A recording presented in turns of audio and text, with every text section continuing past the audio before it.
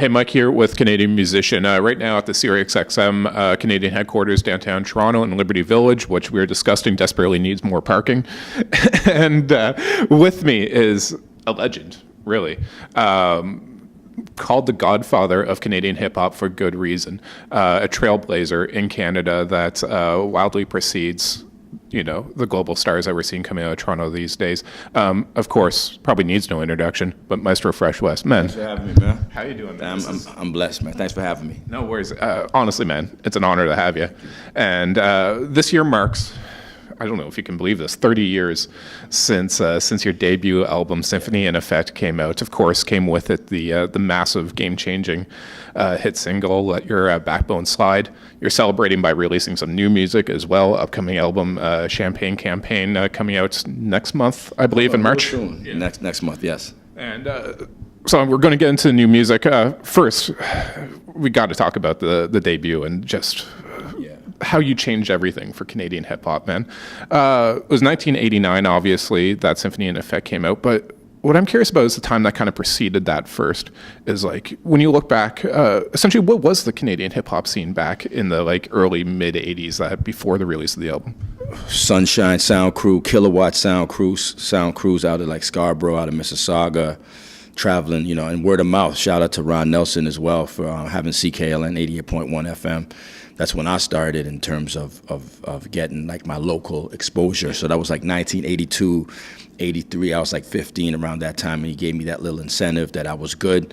From there, I started doing some more shows, what have you. I remember opening up for UTFO at what people know as Club Rebel right now. That was Club Fresh back in the days, you know what I'm saying? And in between it was Sound Academy, I think. Sound Academy, the government, all kind, you know what I'm saying? The names go, names change, but that was the foundation for me. And then, this generation, there's a machine called the internet, but back then there was a machine called Much Music, and there was a show called Electric Circus. Yeah. So I thank all those players involved right there, as well as Stevie B, who just so happened to be performing the same time I was performing a song for the very first time called Let Your Backbone Slide. And he passed his information on to his label, LMR Records, and that was the real game changer right there, because that was what was the catalyst for a lot of things to come. Now, there's a lot of other artists too along the way that should be mentioned. Of course, Get Loose Crew, Mission Me, LA Love, Dream Warriors, of course, the whole Beat Factory conglomerate, which is like the OVO of back then, them times, and but a lot of artists were coming out as well, so they should be documented. It's one thing to have the talent, the songs like you had, like your peers had, but it's another thing to think that you can actually, make a career out of it. That's if you're in a place that you haven't seen someone before you get to a certain level, it's hard to imagine that you can be the person that kind of breaks that barrier. Know what I mean? Was there a point when it seemed like it was possible for you? When did it seem like it was possible for you? Or did it just happen? What's so funny? As I was driving over here to the interview, I was thinking back to the time I did that show at Club Fresh. And it was a rap contest. They had MCs from all over the city. I was in a squad called Vision. And this thought just came to my head. I just remembered. After we performed, there was someone in the crowd yelling, "They better freaking win." Because I heard the cassette of it, obviously after. But just the conviction in that dude's voice, I don't know who that was. Yeah. But the point was, my city had my back then, that we were nice back then. So that gave me the confidence. Ron Nelson, like I mentioned, he gave me the confidence too back then too. So I knew sooner or later something's going to pop off. And I got a slogan that I was living back then that I didn't even know that I was living in. That's, we don't make records, we make history. So we weren't trying to make records. We knew anything coming out of Toronto right now, we're making history. And the fact that we're sitting here right now, my man, after 3 decades, and we celebrating, that means history was definitely made. So I knew back then that we were onto something. Did I think it was going to be at this proportion? Absolutely not. Yeah. But we knew we were doing something special. Well, once the album comes out, Let Your Backbone Slide blows up. Was it first Canadian hip-hop song to reach the top 20 on the Billboard charts? First Canadian hip-hop song to, I think was it go gold or go platinum? Single was the first to go gold, first to be on Billboard. The album was the first to go platinum, and You know, shout out to Farley Flex as well, because what was going on is LMR was thinking about just having like a single deal, but we negotiated where it was like, let's try to do an album deal type thing, and that's what gave the birth to the album right away. It wasn't like we were going to wait to see if the single did well. Let's just gamble. If we gamble, let's gamble right now. Have a solid project. So, yeah. When that happens, what changes for you? Do doors just suddenly open up? Are people looking to Toronto, like, or is it considered more flash in the pan, or is it all of a sudden you've put Toronto on the map and now there's doors open for you and your peers? A bit of both. Maybe some people speculated a flash in the pan, but doors definitely opened because people started getting jobs. You know, people started getting jobs at record companies, and labels started looking at different artists. And you know what I'm saying? Before that, it was like, you know, let's try a thing here or what have you. But then after the magnitude and the cultural impact that was made from Symphony and Effect and what I created with that, and like I said, the players along the way, from First Offense to Farley Flex to Stevie B to LMR Records to Much Music. All that right there was something that helped a lot of people get jobs and change their lives, you know, change their mothers' lives as well, and what have you, and change their kids' lives as well, because it was like this could actually come into fruition, something could go on. Yeah. What was it? It was like the mid or early 90s, I think you headed down to New York for a few years. Was there still a bias at that time against Canadian hip hop? Like, that's disappeared now. Look at what's going on. Yeah, shout out to Drake on that note, and Tory Lanez and them guys. But back then, it was like we were the underdogs. We had the underdog mentality back then, because it was like, and here's the funny part: New York artists always gave me love. Producers always gave me love. Yeah, man, from like 45 King, who did like the remix of Drop the Needle back like we recorded it on my birthday.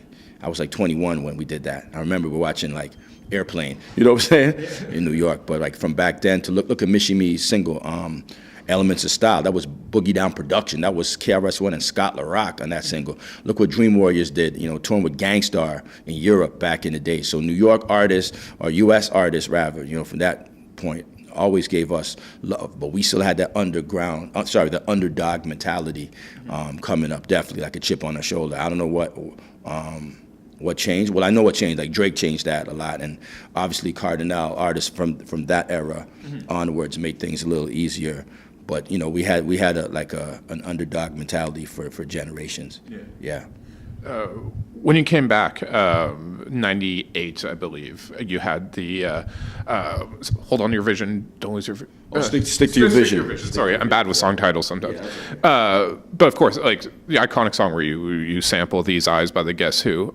For me personally, like I would have been grade 6 or 7 around that time, and honestly, that song's always stuck with me because it was one of the first hip hop songs that resonated with me. That I just loved, really. Know what I mean? Yeah.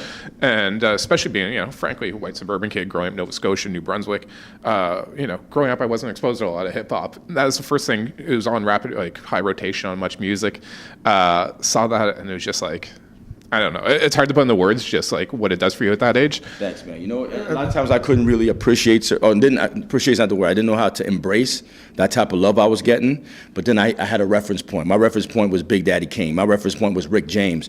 How do I feel when I hear Kane? How do I feel when I hear Rick James? Well, to a lot of people, that's how they felt when they hear me for the first time. I just saw an interview with Shad K saying that I'm the first voice he's ever heard in hip hop. This dude is one of the dopest MCs out of Canada. And to catch him saying that is like, wow, you know what I mean? So to me, it's like, I understand, I appreciate being appreciated. Respect.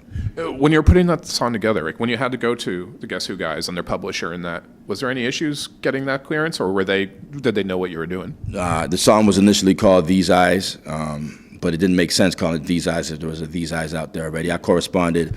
Randy Bachman and I had the same lawyer. I made sure I hired the same lawyer. I think that was a slick move that I did by hiring the same. I went to like a music conference, and I'm like, I heard this lawyer named Susan Abramovich speak of the artists on the roster, and when she said she represents Randy Bachman, I'm like, oh, I think we got to talk, because I got a song that I'm working on where I sample These Eyes, and she made that union right there made things move a little more cohesive with that, you know. I thought that was a smart move on my point, you know, but yeah, Randy was cool. I mean, I had a line that said chicks from every nationality grabbing my anatomy. He didn't like that because apparently he's Mormon or very religious, so he asked me to change that. So I changed that to chicks from every nationality showing hospitality. You know, I changed that line a bit. based on, you know, but he was very meticulous about certain things and what have you. But Randy Bachman was the one I spoke to about once I got the okay with him, I felt great. You know, the sound, I mean, it cost me, you know what I'm saying? It cost a little something. But guess what? The song was big. Shout out to Too Rude for helping with the production on that, because he took that to the next level with his touch. But to meet Burton Cummins, and then he gave me a bear hug. Thank you. You know, that was a blessing right there, you know. Throughout the 90s, you start seeing guys like Chocolate and Socrates and that kind of, like, you know, come out of Toronto, come out of Canada as well, make a name for themselves. At that point, were you still, essentially, could you, to yourself and outwardly, just not take credit for them? They have their own talent, obviously, but take credit for opening the doors that they were able to walk through? I never take credit for opening doors like that. I mean, for me to do that, like I hear people say, oh, if it wasn't for you, there would be no this. Now, let me show you something. To be real, to be honest with me personally, if I lived that life, I wouldn't be able to be creative. That can contaminate your whole spirit. You see what I'm saying? Because you think you're more important than you really are. As an MC, I'm going to say whatever I feel like as an artist, because we in hip hop, we have a license to say I'm dope, a license to say to brag or do whatever. But me, Wes Williams, you know, speaking about, that's like me saying I'm bigger than hip hop. If it wasn't for me, someone else would have done it. Be the first. Would have done it the way I did it? Probably not, but you know, there would have been someone else, right? So I know I've influenced like the Socrateses, the Choclairs, that generation, and they've told me, but those guys are dope on their own, man. You know what I'm saying? And I mean, I was called old, washed up, and should have quit since 1987. Not 1997, 1987, because when Michie, me and them dropped Elements of Style, that was a changing of the guard. I've seen so many changing of the guards throughout my time, from like 87, like you should quit. 90, you know, like, you know, the circle generation, you're old. You know what I'm saying? You know what I'm saying? Generations after that. But for some mystical, miraculous reason, I'm still here, because my thing is, I don't make records, I make history. You know what I'm saying? And my focal point, my point of reference, my man, is rock groups. When you look at Geddy Lee, he's still revered. Bryan Adams is still revered. You know what I'm saying? Rest in peace, Leonard Cohen, Gordy Downey, they're still revered. There's nothing young about Neil Young, but he's still revered. Hip hop is the only genre that it's like, they want to divide the older than the new. You know what I'm saying? So actually, that's something I was just about to ask about, because like, I feel because you're of that original guard in a way, as you age, you're still breaking down doors, or like you're kind of still leading the way to show, you know, what does it mean to age in hip hop? Know what I mean? You know, rock would have had that, but back in the 60s, 70s, when it was considered a young man's thing, and now as those, you know, the guys that like you talk about have shown what it means. Something quick. I think that's a lot of times from an industry perspective, plus the internet that's genetically modifying and socially engineering the youth to think that there's a division. I will say there's a lot of MCs of my age, or people of my age, who are grumpy old men. They got to get off that, right? But I'm sure within jazz alone, there was like beef between the big band sound or the swing, you know what I'm saying, or bebop or whatever, you know what I'm saying. But you put when hip hop is popular music now, but as much as there's division and hate, there's more love within hip hop than anything, because there's never been a genre of music that you have so many collaborators. When you do an album, people are like, who you working with? You don't hear that as much in other genres of music. You know what I'm saying? It was a novelty for Keith Richards to do a song with Peter Tosh.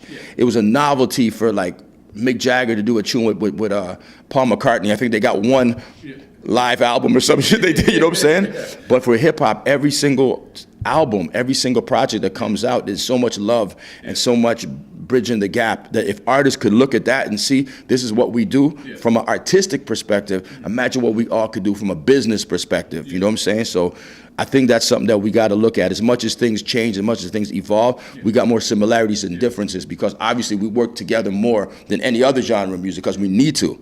You know what I'm saying? Rest in peace to my brother King Raine. He was telling me he had a conversation with Common years ago, and Common said, no matter how dope your voice is, people will get bored of your voice.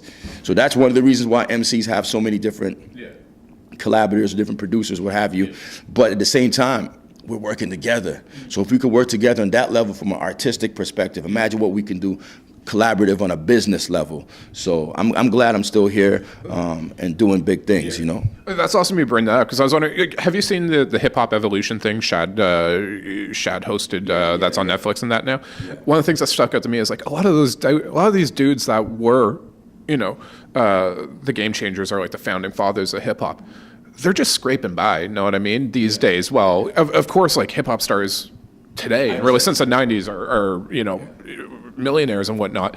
But, you know, those founding fathers are just scraping by. So like, I don't even know how to word this, but is there just like angst or jealousy, or just like, you know, what the hell? No, not from you, because you've actually done really well, acting, author, but just like within that generation of hip hop guys, it's like, man, why didn't we get ours? Look, I got a slogan. I ain't trying to be a grumpy old man, but I ain't trying to be Samuel L. Jackson on the skateboard. Yeah. So young guys are going to come do their thing.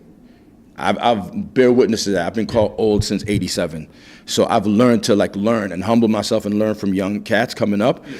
And I said I ain't gonna be Samuel Jackson on the skateboard, meaning I'm not gonna try to be like one of those guys that these young cats look at, be like, what's he trying to do? Yeah. I wanna be that cat, like when they go, yo, Maestro still doing things? Yeah. When I'm 50, I wanna be like that guy over there, as opposed to what's he doing, right? But at the same time too, you can't just lie on your laurels of what you did back in the days, you know what I'm saying? Yeah. I'm auditioning, I'm doing film and TV, you know what I'm saying? I didn't burn bridges.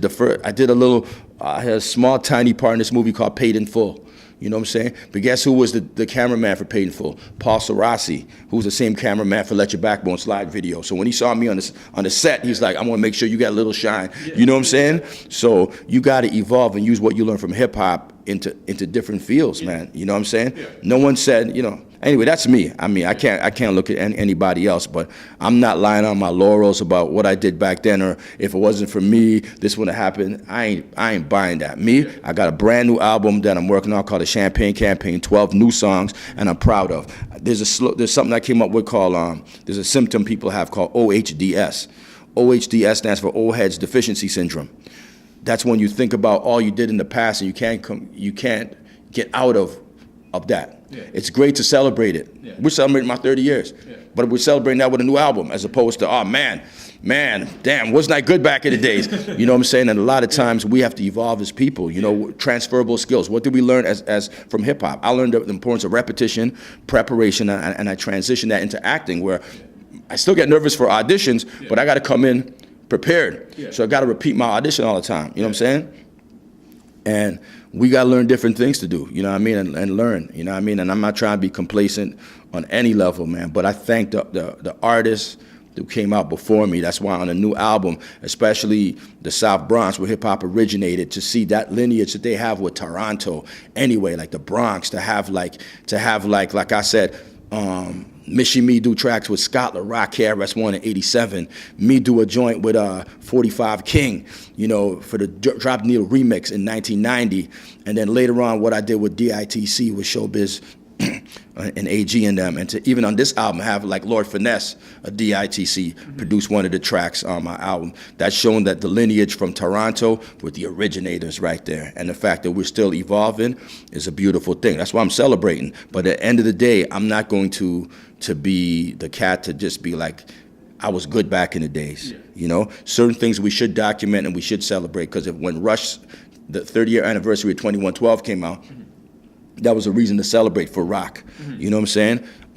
Not for the artist per se alone, but for the genre. Yeah. You know, 30 years of this, not comparing myself to those guys in terms of talent, but I'm just saying within this genre of music, we know as hip hop, I would like to think that the culture impact was pretty potent. You know what I'm saying? So that should be celebrated. You know what I mean? But after next year, I'm working on new stuff, and I'm still auditioning, putting together new TV projects or film projects or what have you. We got to keep it going, man. You just wrapped up the long-running role as the vice principal on Mr. D. Yeah, like how cool is that? You know what I mean?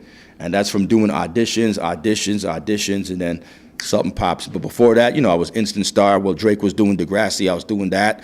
Metropia.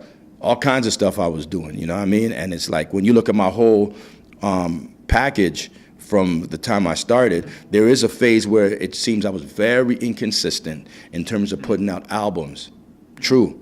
But when you look at all the films and TV projects I was doing in between that, and you put everything together, I think from a multimedia perspective, I'd like to say I've been pretty consistent, you know what I'm saying? So I didn't lie on my laurels thinking that this is because I'm the guy who came up with Backbone Slide, you should bow towards me. Nah, I'm trying to, I'm trying to, evolve and work on new projects and just keep it moving. And I'm inspired by what these cats are doing right now.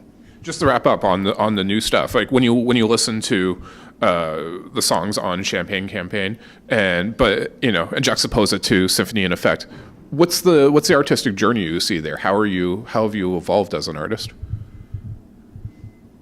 I'm more comfortable. I take more chances. I'm having more fun. I'm smiling because I'm just trying to think of the songs that I did.